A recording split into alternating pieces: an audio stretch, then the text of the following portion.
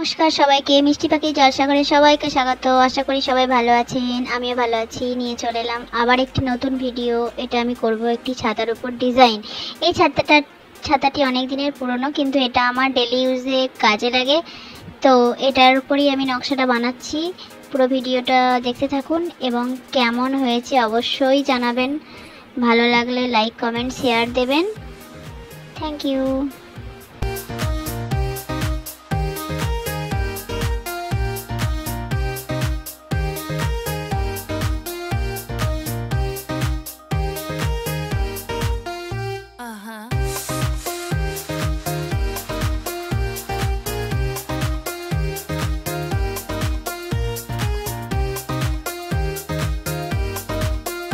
যেহেতু ছাতার উপর পেন্সিলে করে আঁকা সম্ভব হচ্ছিল না, তাই আমি পুরো ডিজাইনটাই ডাইরেক্ট কালার দিয়ে করার চেষ্টা করেছি।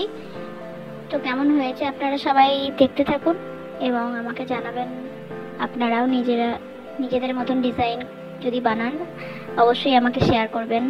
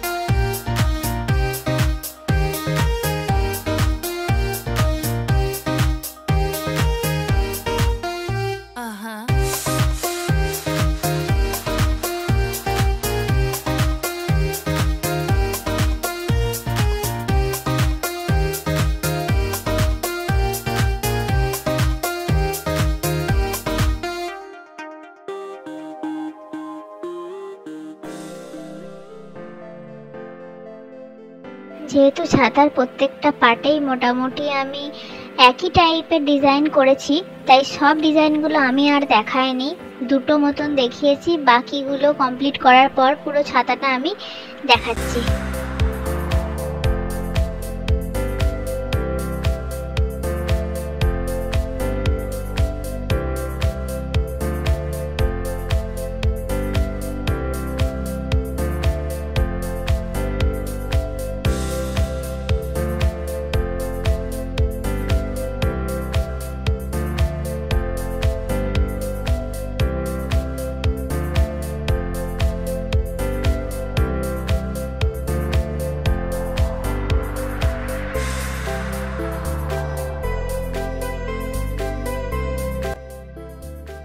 ছাতার প্রত্যেকটা ভাগে ডিজাইন করা আমার হয়ে গেছে। এবার দেখলাম উপরের পোর্শনটা ফাঁকা আছে এবং ওখানে কিছু না করলে দেখতে ভালো লাগছে না, তাই আমি এটাকে একটু আমার মতন করে ডিজাইন করে দিলাম।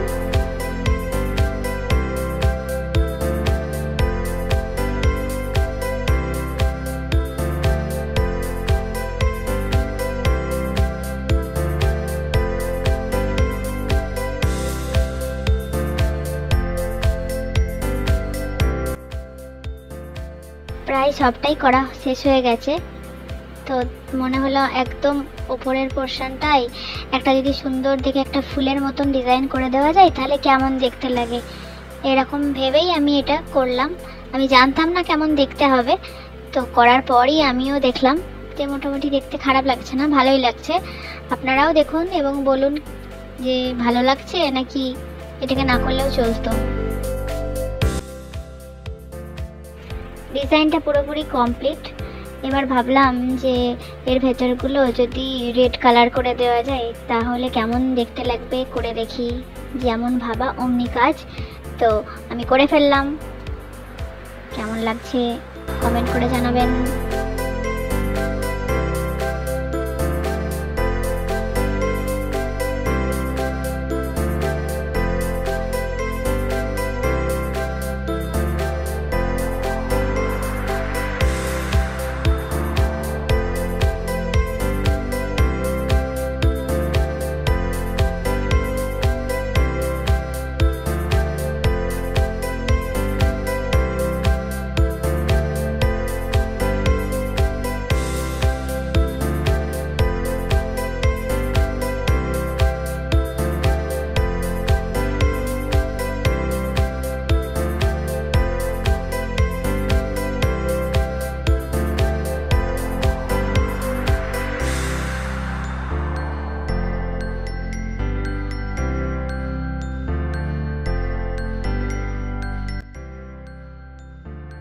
ফাইনালি এটা আমার হয়ে গেছে এবং টোটাল ছাতাটা আমি দেখাচ্ছি কেমন হয়েছে বলবেন।